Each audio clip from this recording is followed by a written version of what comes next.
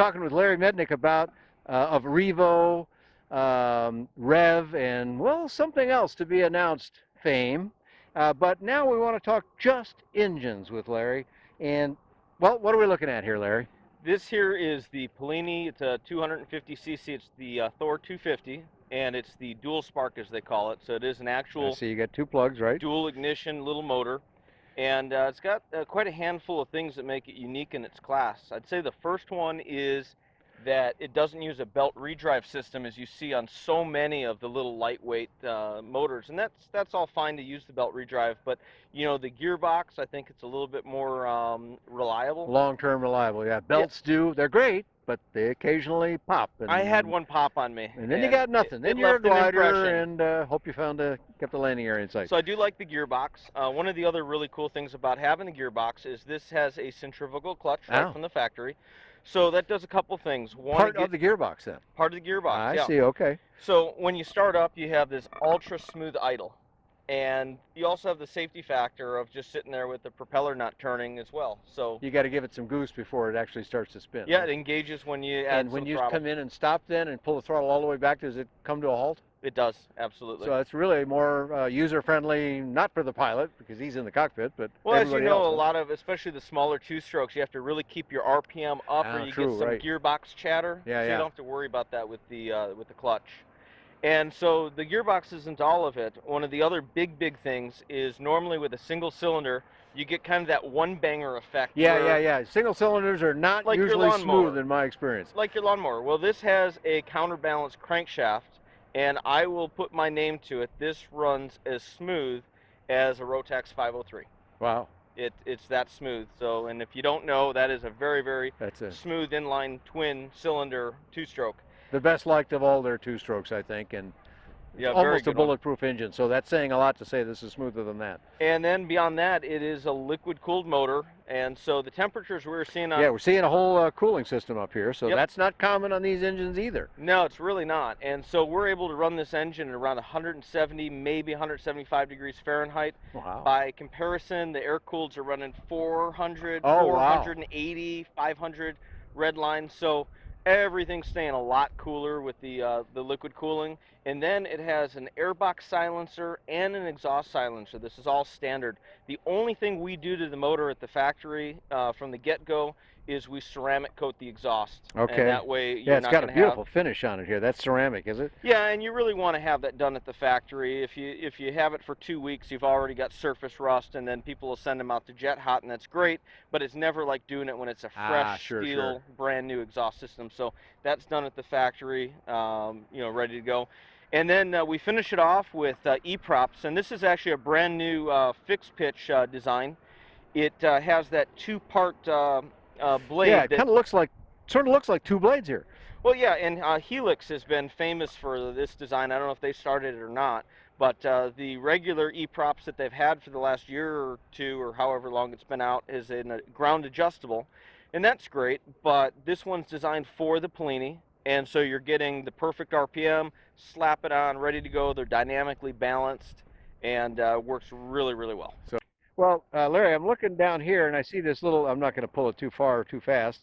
Not that you've got it on or You anything. can pull that as fast as you want. It's Oh, that's going right. nowhere. It's not going to turn the prop, right? Slow learner here. Okay, so anyway, do I have to get out of the airplane to start this thing? Absolutely not. In fact, most people will probably never touch that pull start that comes standard with this little engine. This is an electric start motor, and we power that electric start with our standard EarthX lithium battery. Oh, you're using the EarthX. We like those, yeah. This engine actually comes... Very light. Very light, Surprisingly 0.7 light, pounds, less than a pound. This engine actually comes with a lead acid battery as part of the package that we get. Oh. So I've got a pile of these lead acid batteries. I'm going to have to get with one of the PPG guys, see if they want them. I don't know.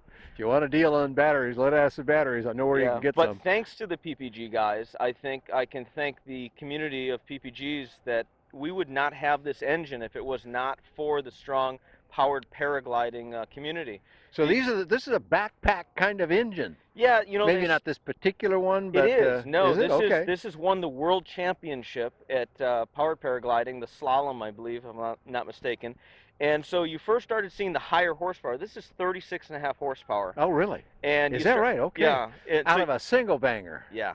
Yeah, and Wow. so you started to see the higher horsepower used for the tandem flights, where you see actually two people going up Okay, to okay. train.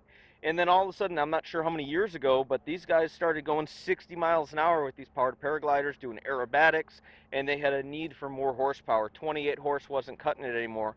And so Polini, who's been making all these smaller two-stroke engines, came out with their big water-cooled 250cc, 36.5 horsepower motor, and it just so happens that it's been an excellent application for the REV, and I know a lot of other manufacturers, Air Creation, B-Light, are primarily using this motor on their Part 103 machines, so I'm not the only one that's figured this out.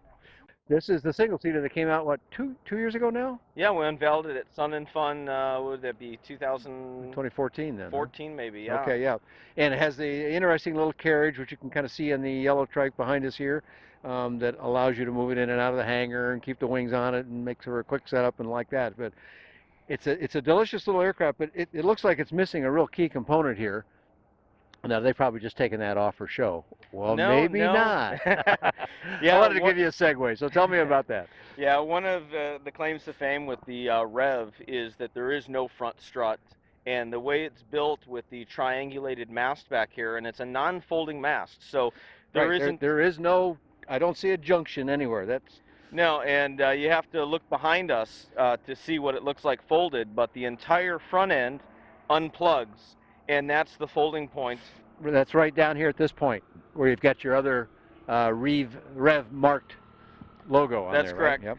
And so these little CNC rods here, we call them flex rods, they double as a, well, flex rod. That is the suspension of the machine. So this is all-wheel suspension with no front struts.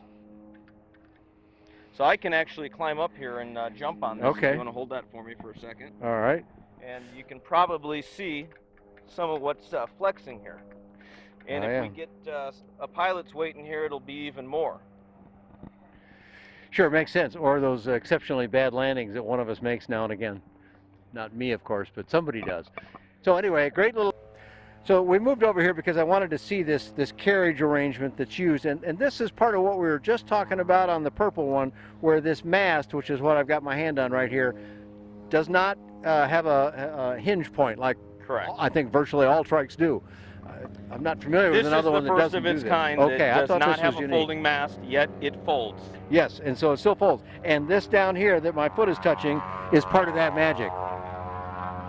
So, as you see, the parts look kind of odd right here, but there's a whole sensible thing about it. And on the Evolution Trikes website, which we'll give you the website in a minute, you can see Larry performing a little setup of this, and it's quite unique how it works. And one person can do all of this. Absolutely. Although it looked like if you're doing it with the wheels off, you might could use another little hand to help stabilize. We actually just put out a video showing with the cart, without the cart, with somebody helping, and without anybody helping. And what we came up with as the end result there was you should either have a cart or a friend, but I did do it by myself. I saw you do it in the video. And yes. I struggle a little bit, but it can be done, just not recommended. Yeah, right. So a friend is a good idea. Usually a good idea to go flying with somebody anyway. So there's somebody else around. Or the cart will replace having the friend. And then you don't need that. A true one-person setup. And then you're independent. It's easy to do. So you got kind of a strange-looking black thing down here. What's this? This is, we offer actually two different parachute systems. We have, of course, the BRS, which is a rocket propelled chute, and they're about $4,000 installed. This one is half that price. Wow. And a couple things I really like about this particular one, besides the price tag on it, is it's lighter weight than the BRS. It has a carbon fiber case on it. And I can ship this all over the world without having to worry about trying to disassemble the rocket and have BRS drop ship the rocket to the customer.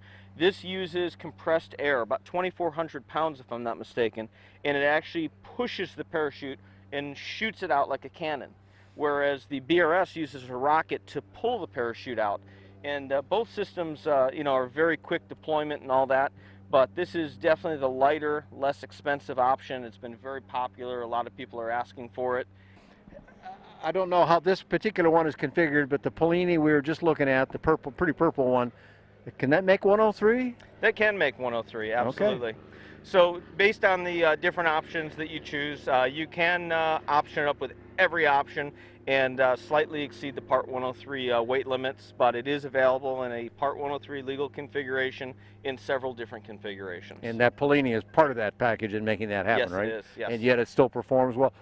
From the 36 horsepower Polini and the trike, the wing that you would normally Comes deliver just with this? the one wing, 15 meter. Okay, just the one then. Yep. And what kind of climb rate do you see with that engine? It climbs at 500 foot per minute, and that's with a big guy, 250 pounds, with all the options on it. Okay. Still getting 500 a minute. That's a very solid climb rate, and you know, less stuff on it and whatnot, you do even a little bit better. Yeah, a lot of people confuse when they hear 500 a minute. They're thinking a 60 knot climb out 500 a minute is mediocre, but when you're going 32 knots at 500 a minute, it's quite steep. Yeah, if you plotted that on one looks like this, one looks like this. Yeah, it's a healthy little climb out. I'm not really, our original prototype had a 45 horsepower engine on it, and that was great, but honestly, the weight that we shed off of the engine, which was almost an 80-pound engine, I think we're almost... Compared to what on the Polini?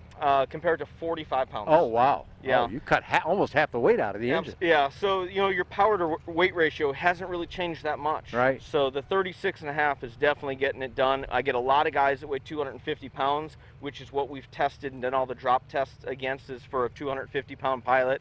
And they say, oh, I think I'm going to be too big for this machine. You know, do you have a bigger motor for it? And I said, no, you don't understand. And truly, it is a well-powered aircraft. They go fly and they find out you're telling them the truth. If it's 100 degrees out, hot and humid, and you weigh 250 pounds, you may get 400 and something foot per minute, and not the full 500. You know, sure. For conditions. Atmospheric conditions. But you're not going to be at 200 or 300 foot per minute. Okay, cool. All right, a lot of great information about Evolution trikes. The Revo, the Super Deluxe two-seater, the REV, the single-seater that makes 103 without too much effort, and something else to come that I won't talk about yet. But we will talk about later. Pretty exciting stuff coming. Looking for, I will say this, Sun and Fun 2017 is the date, and we will be launching, I think, the biggest thing we've ever done at Team Revo. All right, we'll be looking for that. How do we find more about what you've got today, and for people to follow you on progress of the new project? What's your web address, and we'll put it on the screen for everybody. Yeah, and it's an all-new website, so if you've been there before, check it out again, please. It's evolutiontrikes.com, and also Evolution Trikes on Facebook. Okay, great. It's a lot of good photography, a lot of great video, and these folks are busy with that. It doesn't get old and stale on the Evolution Trikes Facebook page or homepage. So go there and look. You can also find more about all the Evolution Trikes and lots of other aircraft in the affordable aviation range on buydanjohnson.com.